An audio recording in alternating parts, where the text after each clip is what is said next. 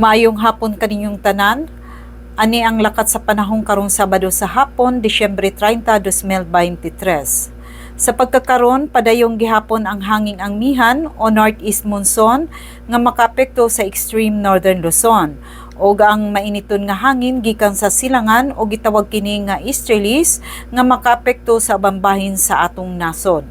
Samtang ang dakbayan og lalawigan sa Surigao del Norte, Siargao Island og probinsya sa Dinagat, diin makasinati og usahay madagumon ngadto na sa mapanganuron nga kalangitan, inubanan sa pagpatak-patak nga pag-ulan kilat og pagpanalugdog tungod kini sa easterlies o localized thunderstorm.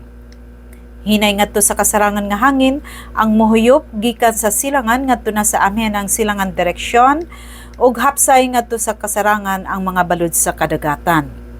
Ang sukod sa temperatura diri sa dakbayan ug lalawigan sa Surigao del Norte gikan sa 24.6 ngadto na sa 29.7 antas sentigrado.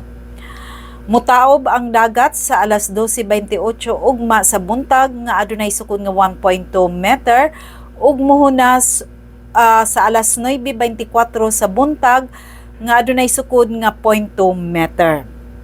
Og walay gale warning nga giisa diri sa Surigao del Norte ug ubang bahin sa Mindanao. Ang adlaw musubang sa alas 5:53 ugma sa buntag ug musalop sa alas 5:57 karong hapon. Mao katong latest update sa lakat sa panahon karong adlaw gikan sa Pag-asa Surigao. Kini si Francis Simorlan. Mayong gabi kaninyong tanan.